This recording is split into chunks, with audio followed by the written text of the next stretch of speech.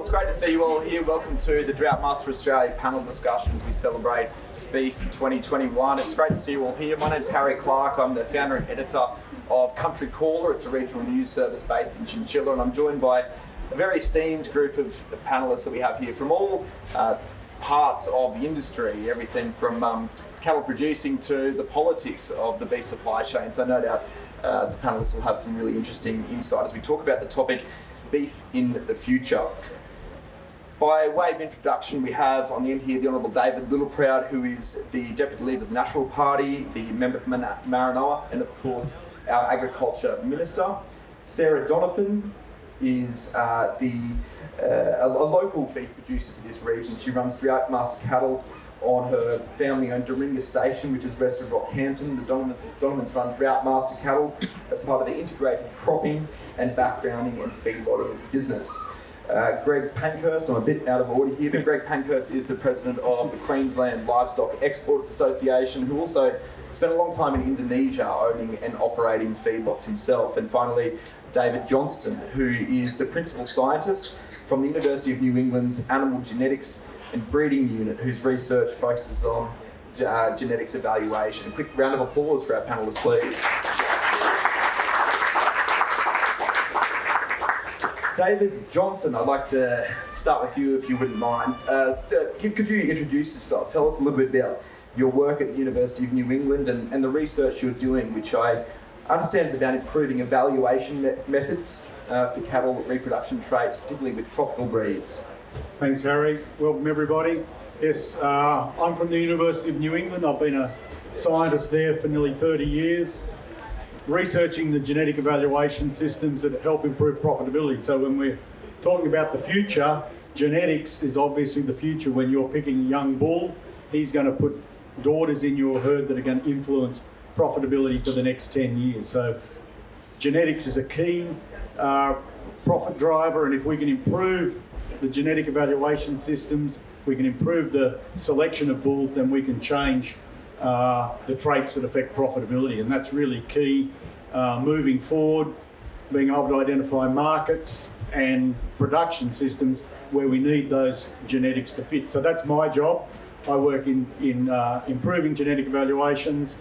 We're using the latest genomic technologies, and we're doing a lot of recording, which is including the Droughtmaster breed, in looking at improving that for female reproduction traits. So we've got large research projects here in Queensland where we're measuring female reproduction such that we can have better genetic evaluations for the future to breed better cattle that will be more profitable for our industries. So do you spend most of your time by day down on campus, or is it a lot of travel up into the beef properties? Well, I'm actually a computer nerd, so I spend a lot of time on computers doing analyses, but there's a lot of people in this room would also know that I can spend all day on a head gate catching cows that we're ovarian scanning. So I probably do a good mix of both, but my main work is actually being a scientist. Fantastic. Now, we're talking about the future of beef. I'd like to bring in Sarah Donovan, who is our cattle producer on our panel. And Sarah, can you tell us about your mixed farming and feedlot operation, your family-operated Duaringa Station, and what do you think are some of the challenges? It's obviously the narrative at this Beef 21 has been the success, and the industry is going gangbusters, and property prices and cattle prices are really high. But what do you think are some of the future challenges to meet the growing demand? And tell us about your operation. What's going to be your main challenges into the future? Okay. Well, I'm from north of Doringa on a mixed cropping and cattle enterprise. I've worked alongside my brother Simon and underneath my parents Bruce and Beryl Donovan. Well, I guess the challenges that we're facing at the moment is probably more alongside the labour shortage. We're just finding it very difficult to get young ones to accept the job applications we're putting forward out there. I guess with mining being so predominant in our area, we're really competing with those high wages. I think they're attracting many young people into the mining industry, sometimes away from the ag industry. So that's probably one of the main issues that we're facing at the moment, and just trying to navigate that. Might be a good time to bring in our politician who is across this matter. It's obviously attracting and retaining labour has been a big topic with fruit farming, but it's obviously by no means restricted to fruit farming. It's an ongoing issue that is no doubt going to be retained into the future. So from your perspective, Mr. Littleproud, what sorts of things can be done to address the labour shortage, not just in fruit picking, but across the agricultural sector and beef farming as well? Yeah, look, this is going to be the biggest constraint on agriculture. I mean, we are poised to go from 66, when we said we were only going to be $60 billion about 4 months ago, such as being the effect of getting some rain. We will continue to progress, but the biggest constraint on us continuing to grow is labour. And you've got to put this in perspective. So Treasury told us when COVID-19 hit that effectively where we are at the moment with our unemployment rate, we wouldn't be there for another 8 months. So the economy has moved so quick and so well because of the measures that have been put in place and because of the work that regional rural Australians have done, is that we're now to an unemployment rate effectively what we were before COVID-19. Now, you've got to appreciate that we have always had a heavy reliance on overseas workers, whether that be for seasonal or even for skilled. The challenge we've got is the health risk. We can't just bring people in because our primary job is to keep you safe. And what we're trying to do is open up opportunities to bring in people from nations that we see as a low risk. We found 25,000 men and women from 10 Pacific nations that we can bring in tomorrow. We found them back in August last year, and we said we feel comfortable in bringing them in. And we said to the states, they get that final health tick. So we get to stamp the visa once the states say they are comfortable with the health tick. And to give you a perfect example of how that happened, if you cast your mind back to the good ship Ruby Princess, what happened was my department, we give this thing called pratique. No one is allowed in this country until we give pratique. But my department, the Department of Agriculture, can only award that once each individual state says it's safe for on a health basis that people can come in. So the New South Wales Health Department said it's okay to let them in. We provided pratique, and Peter Dutton's mob said we'll stamp the visas. That continues to happen. That is under our constitution. So what we've said to the states is we need to bring these workers in. Some are doing it on farm quarantining. Others are saying we'll put them in hotels.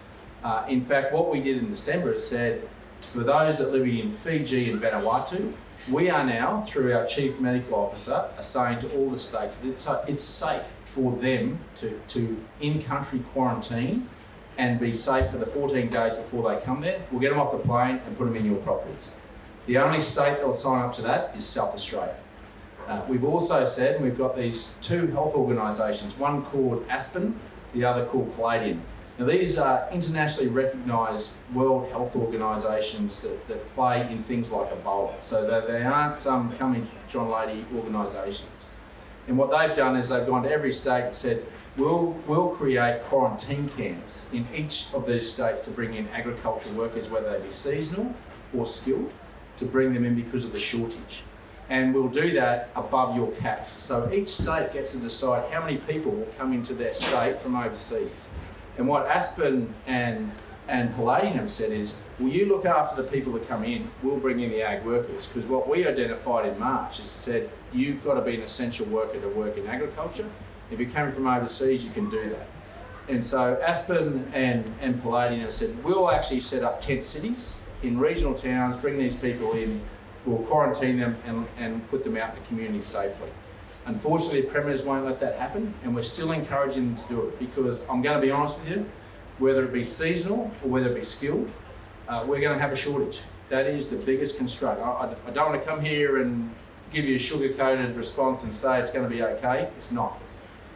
Seasonal workers alone are taking away some of that supply that we need in terms of the skilled stuff as well. I mean, there are people planting strawberries at the moment at Caboolture, getting paid close to $40, $50 an hour.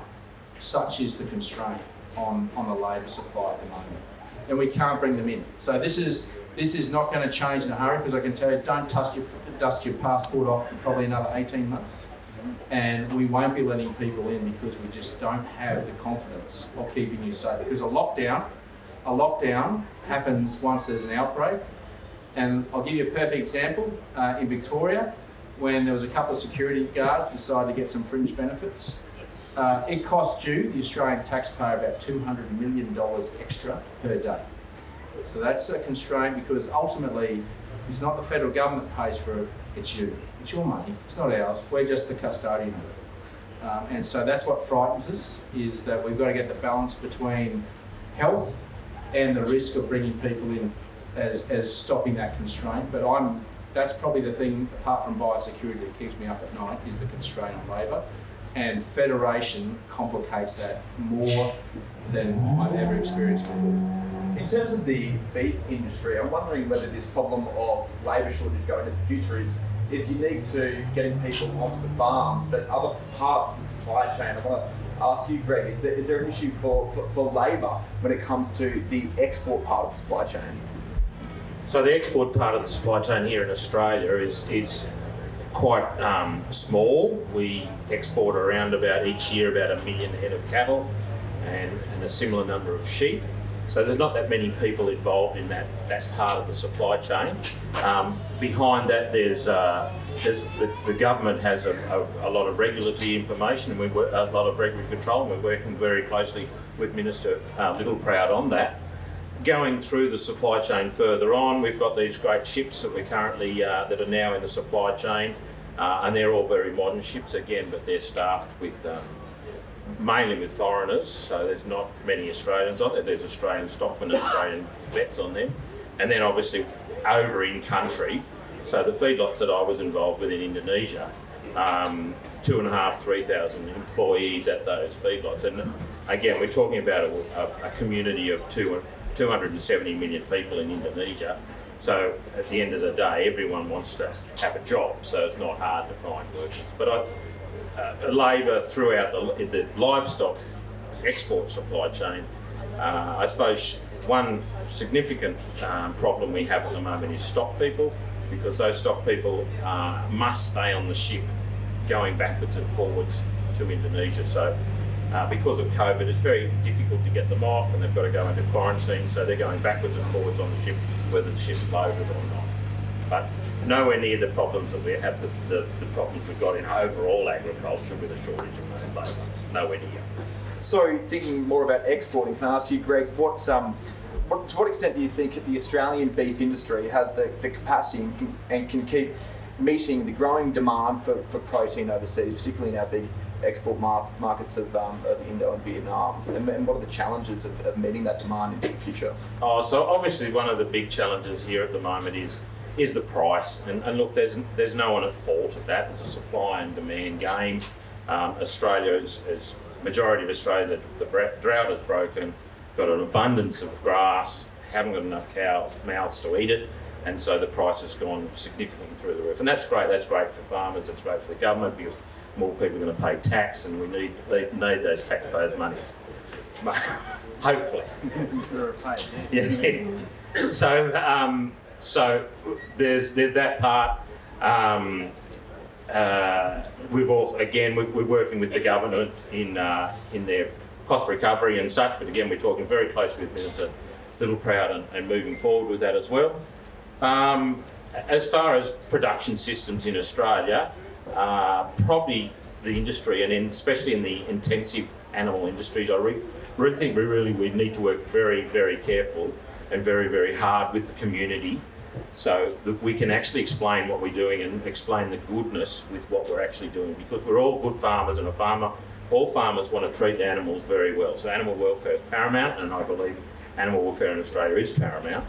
But we really need to display that and tell that to not these people in the room here, because they already know about it, but to that greater community outside that really need to understand what we are doing is good, and it's good for Australia. Do you think that's part of the challenge in attracting and retaining labour, Sarah, with your operation, is selling the beef industry for the really enjoyable and professionally rewarding industry that it is, and attracting labour as a good career option and a good form of employment? I think we're doing a pretty good job of that. When you see all the juniors taking part in the junior judging, it's obvious that people are pretty passionate about it. Every new generation is very passionate about it. I guess with the ag colleges closing, it's just very difficult for people that are outside, that haven't been born into the industry. What do they do? Where do they get their skills from? Unless some employer is willing to take on those types of people who are from the city. I think everyone's very passionate, and I don't know if we can do any more than what we're doing. You just see the buzz around here in the last 3 or 4 days. I think if we just keep continuing to promote a good, clean, green, healthy image, which we do have, I think we'll attract more people to the industry, hopefully. But we really do need the backing of state government to get those colleges back up and running. I think that's what we need. One of the big themes, the big showcases here at B21 has been the ag tech industry. They've got a designated Cancun Tech Yards this year to showcase all the amazing entrepreneurship and innovation that's happening to create these different technologies that's going to serve the efficiencies of the industry moving into the future. And also drawing on what you've seen throughout the week, what do you think are some of those really particularly interesting technologies in the ag tech space that you think are going to be sticking points in the future? What's working that will really be of service to the industry in the future? Greg, can I ask you about ag tech and where that's really working in livestock export? Ag tech in livestock export. So we have a thing called SCAS, which is the export supply chain monitoring, which came in 2011 after the Four Corners bloody business is what the program was called. So the federal government at the time put into place a thing called SCAS, which is excellent. It works very well. It monitors the animals all the way through the supply chain of where they've been exported to.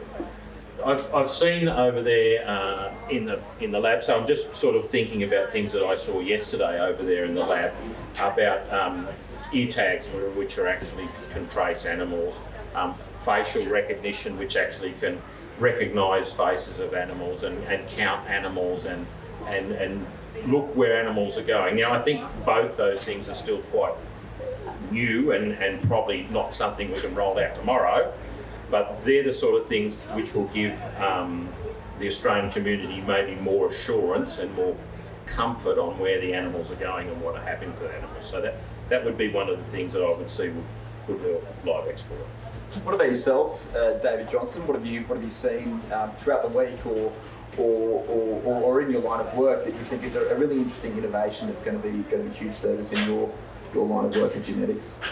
Well, there's two real areas. For genetic evaluation, we have to collect records. And obviously the emerging technologies, we talked about cost of labour, collecting birth weights, collecting records is expensive. And so any technology that helps us collect records, more records cheaply. So there's lots of innovation happening. We talked about ear tags, there's collars, there's recording software for going into abattoirs. All that is helping us collect better records more cost effectively. So those technologies really help us drive genetic evaluation. And then the other side of the coin is the development that's happening in the genomic sphere.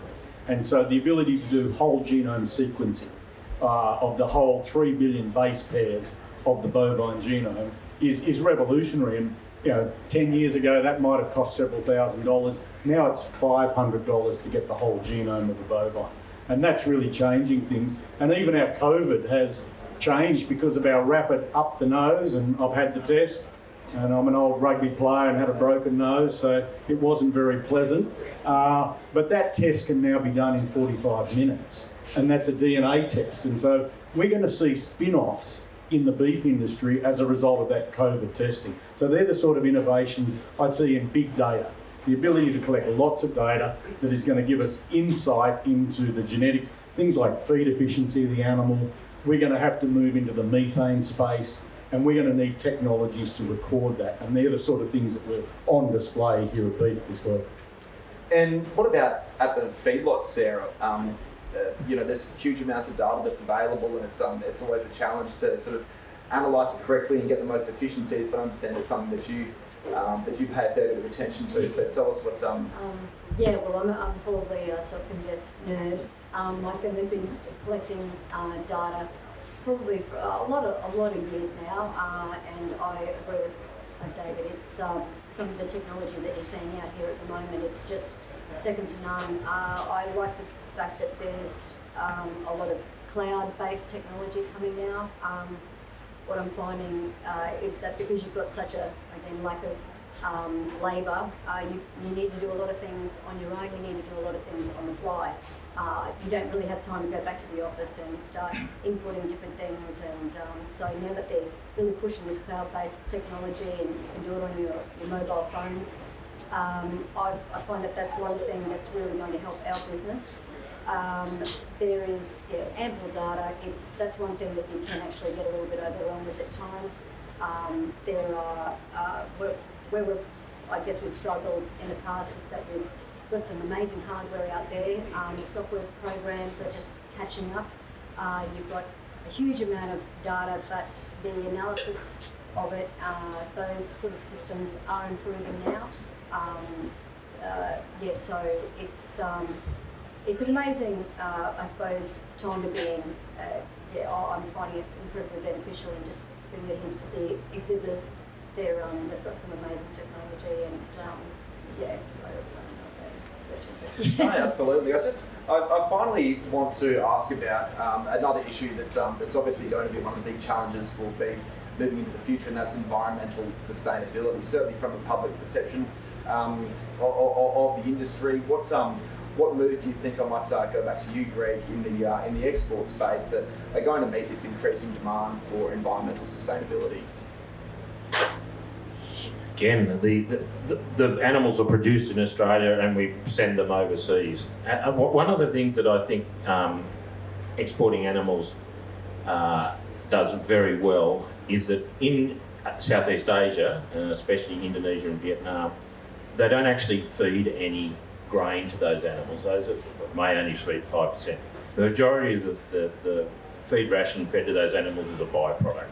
So they don't burn diesel to plant corn and harvest corn and dry corn. They actually use waste products. So producing a kilogram of beef in Indonesia is much more environmentally friendly than producing a kilo of beef here in Australia, where we do a great job of feedlotting cattle, but we actually have to grow grain to do it. So that's one of the big positives of exporting cattle to Indonesia, is we can put on that 200 kilos in a very short time, but we don't actually burn diesel. And again, we have lots of labour over there, so we don't have to drive a tractor to feed them, we don't have to drive a tractor to cut corn. So we're actually sending animals over there, and hopefully that's actually benefiting Australia, then we're not burning that diesel to feed that animal. And what about from a policy perspective, David Littleproud? The Prime Minister Scott Morrison's obviously announced this target in recent weeks to have net zero emissions by 2050, if I'm correct. What are some of the considerations in the agricultural policy making that are going to help to reduce the environmental footprint? Well, we haven't committed to that because the National Party won't commit to that. As the Deputy Leader, I won't commit to that until I can be honest to each and every one of you about how we get there and who pays for it. This is the big thing we need to put in perspective. Of the 130 nations that have signed up to net zero emissions by 2030, only 14 can tell the world how they're going to get there. So at the moment, it's a platitude more than an actual target that anyone can actually achieve. And when we have to be honest, and we have to actually work within the constraints of trade agreements, when you have the EU tell us that they want to put a tariff on our goods coming in because we won't commit to net zero emissions by 2050 yet, let me tell you about the EU. Of the 27 EU states, 21 of those will not meet their 2030 target. A commitment they made in their own continent, in Paris. Australia will meet and beat its 2030 commitment, And we have done that because of you. So when that happened, what happened was this thing called vegetation management laws. And the Australian government paid the state governments to stop land clearing. But what happened was they took away your property right, but they did not reward you for that or compensate you for taking away that property right.